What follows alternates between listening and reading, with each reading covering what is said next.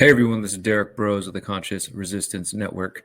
Yesterday, November 9th, 2022, former CIA Director John Brennan spoke in Houston, Texas, on the invitation of the World Affairs Council, and I decided to go to this event to try to question him.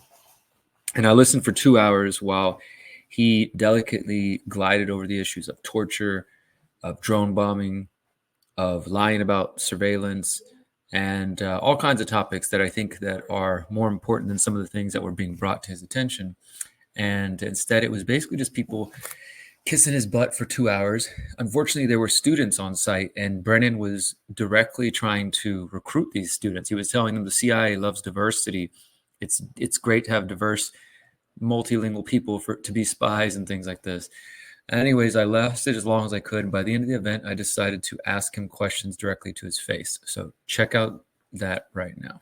How do you respond to the claims that your decision of the Bush and Obama administrations led to unnecessary torture? You addressed in there, what you said was necessary, and you said you'll strive not to have any civilian deaths, but the documents leaked by Snowden show a whole other story, show the disposition matrix was not as accurate as you represented it, sir. How would you respond to the critics of you lying about surveillance, saying that there was no mass surveillance of Americans? That's on the record. And originally people didn't want you in the Obama administration because your ties to torture under the Bush administration. Now you've rehabilitated your character and become a hero to the left because of your anti-Trumpness. But what do you say to the critics who still care about America not being the police of the world and not doing rendition and torture and kidnapping of Americans? What about the people who've had to sue the U.S. government because they've been tortured? The people who have permanent rectal damage because of the torture that you approved? The people who have permanent shoulder damage because they've been tortured by the U.S. government under your decisions? I would say get your facts right, because all your facts you've said right now are wrong. No, they're not. The lawsuits are there. The individuals who were illegally detained under your approval, under rendition programs after 9/11, are successfully suing the U.S. government. Thousands of people were illegally kidnapped because of your decisions. You're talking about torture. You lied about mass surveillance of Americans. That was all shown to be public now. I'm just saying facts.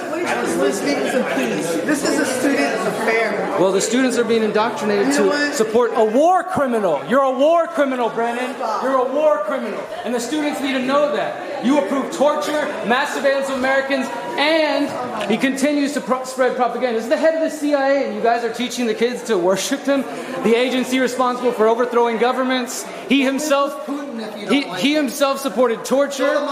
He also promoted mass surveillance of Americans. Well, because I'm trying to hold the U.S. accountable, I should go elsewhere. These are all I'm saying. These are facts. Under his watch, there are things that have to happen. Torture has to happen. No, it doesn't. But they didn't know back then. They're still doing it. He did in the Bush administration, the Obama administration.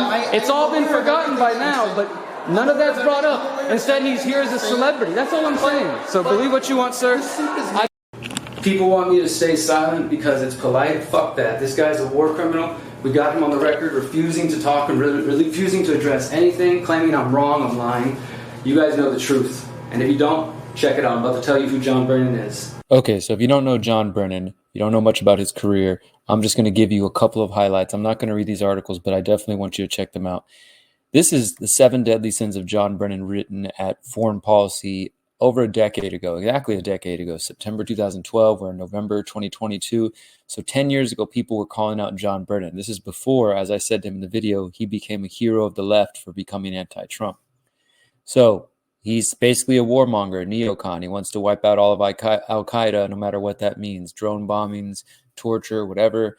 We got more examples of that. He claimed they didn't kill civilians. He lied about that in the past. Now he admits it. He admitted it. And he admitted it yesterday at the event, but he said it was, necessary. And he claimed that they only killed a minimum amount of civilians in the process. These are things that we know are not true based on documents leaked to WikiLeaks and also the Snowden revelations and other that show more about the disposition matrix, the drone program, the kill list, all kinds of things like that. Yemenis love U.S. drone strikes, according to John Brennan. He says U.S. citizens are acceptable collateral damage. For those who don't remember, the U.S. government under the Obama administration killed 4 different U.S. citizens by U.S. drones in Yemen. And only one of them was killed intentionally, and that is in October 2011. Anwar al-Awlaki, who was suspected of being a militant or a terrorist, he was killed, but also his 16-year-old son, Abdul Rahman al-Awlaki, was killed. 2 American citizens, one of them a 16-year-old, killed under Obama's watch and John Brennan's watch. And of course, the drone program is one of them as well. Now I want to go back to another one, 2013, so almost a decade ago, Glenn Greenwald writing for the New York Times, which, by the way, would never happen now. And this article does a good job of just calling out how when Obama came into office, he said he was going to prosecute the Bush officials who were involved in torture and spying and all this stuff. Then Obama came into office and said, we must look forward and not back. And he basically set the tone for accepting these war crimes, and they've become less and less offensive to people. And Glenn Greenwald writes here, the result is that support for those war crimes no longer carries any real stigma. By blocking any form of criminal and civil accountability for these acts, President Obama has transformed what were once universally unspeakable and taboo beliefs into little more than respectable garden variety political disagreements. So John Brennan was not accepted the first time in 2008 when Obama tried to appoint him, because of people were like, what? Why would Obama, this constitutional attorney, be appointing this war criminal from the Bush administration?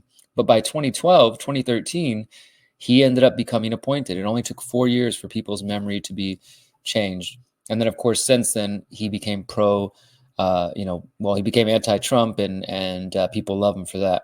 Now, one other incident involves the mysterious death of journalist Michael Hastings in 2013, who, if you don't know, he was doing a lot of great work. He had an expose on General Stanley McChrystal for Rolling Stone that got him fired.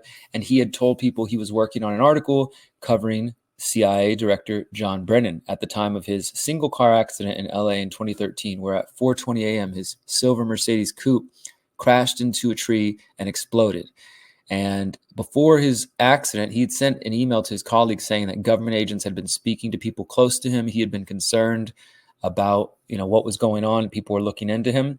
And since that time, WikiLeaks put out multiple documents, including the global intelligence files and the Vault 7 from the CIA, showing that the CIA had the capability to hack cars remotely and control the driving, the steering, the brakes. And this one quote from a press release says, as of October 2014, the CIA was looking at infecting the vehicle control systems used by modern cars and trucks. The purpose is not specified, but it would permit the CIA to engage in nearly undetectable assassinations. And so Michael Hastings had been working on a story involving John Brennan. Like I said, there's some suspicion he was involved in some way. Here's the global intelligence files at WikiLeaks. This is the archive version. If you don't know, in February 2012, these files came out, 5 million emails from the private intelligence firm Stratfor, based in Texas. A lot of interesting things in there. And one of them was this email from 2 Stratfor officials saying, Brennan is behind the witch hunts of investigative journalists learning information from inside the Beltway sources. There's a specific tasker from the White House to go after anyone printing materials negative to the Obama agenda. Even the FBI is shocked. And there's more. We could go on and on about this guy, but I think that gives you a little sample of who he is, why I confronted him, and hopefully now many of you out there feel a little bit of inspiration, motivation, that if this guy is coming to your town, that he will be welcomed in the proper way. He should not be allowed to come to town and get congratulations and ass kissing without being reminded about the lies he told and the lives that he took under his decisions and his watch. So thank you guys for watching. Until next time, remember, you are powerful, you are beautiful, and you are free. Peace. Since 2012, the Conscious Resistance Network has been an independent media organization focused on empowering individuals through education, philosophy, health, and community organizing. We work to create a world where corporate and state power do not rule over the lives of free human beings. Our motto is leading by example and helping others in their pursuit of freedom.